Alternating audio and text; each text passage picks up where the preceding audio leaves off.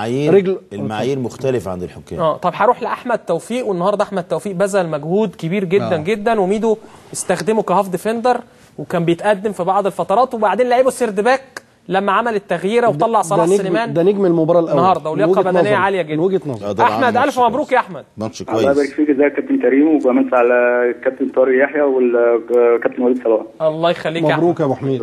الله يبارك فيك. جريت كتير قوي انت النهارده.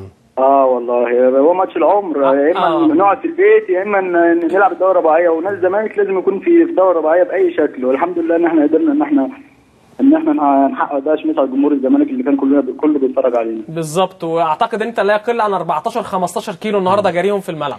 الحمد لله. نسبه عاليه جدا ما بيجروهاش في اوروبا يعني. الحمد لله يا كابتن. قول لي طيب، يعني ميدو عمل معاكم ايه خلال الثلاث ايام اللي قبل المباراه بعد العوده من الكونغو عشان يخلي الحاله البدنيه والنفسيه النهارده كويسه بالنسبه لنادي الزمالك قبل المباراه صعبه امام اتحاد الشرطه؟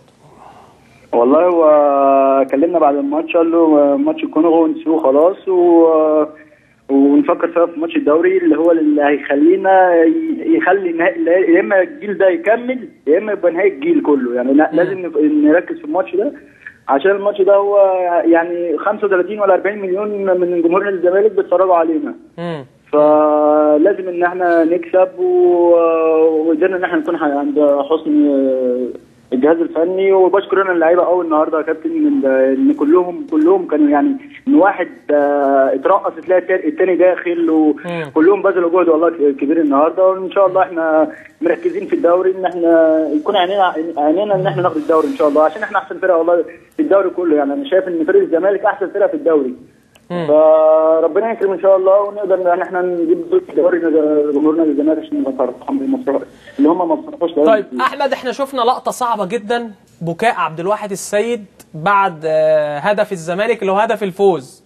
ان عبد الواحد كان طبعا بعد الكره بتاعت خالد قمر وهدف خالد قمر كان عليه يعني جوه نفسه كده لود وحمل كبير جدا، قلقان ان الزمالك يعني ما يكسبش، وبالتالي الكل يحمل عبد الواحد في هدف خالد قمر وقعد يبكي. شفنا كده محمود فتح الله راح له كام لعيب، قلت له ايه ولا انت ما كنتش موجود في اللقطه دي؟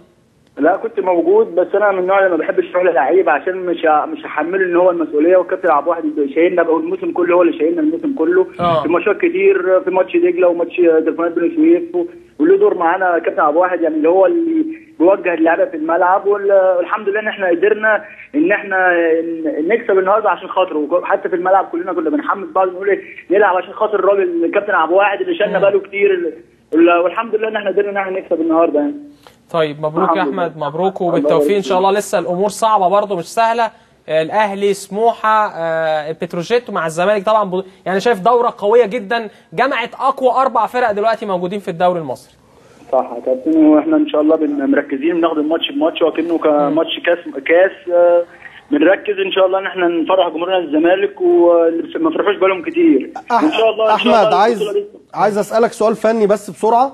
انت الدقيقه 66 طلع من جنبك نور السيد ونزل اوباما راس حربه، الدقيقه 70 نزل مصطفى فتحي مهاجم وطلع عمر جابر. لما بتلاقي نفسك كده انت بتلعب قدامك 5-6 بيهاجموا وانت لوحدك خالص في خط الوسط، هل بيبقى فيه تعليمات معينه او حاجه انتوا محضرينها او متمرنين عليها مع كابتن احمد حسام ميدو، ولا هي بتيجي ظروف ماتش وانت بتتصرف لوحدك؟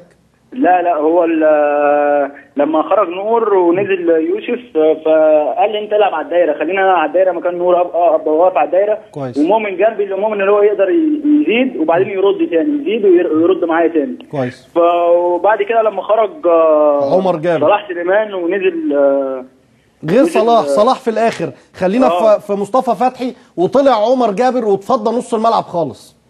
لا انا كنت واقف لوحدي، ان انا واقف قدام السد باكين، ان اي كره ثانيه تكون بتاعتي انا، والحمد لله قدرت النهارده ان انا اخد معظم الكره اخدها.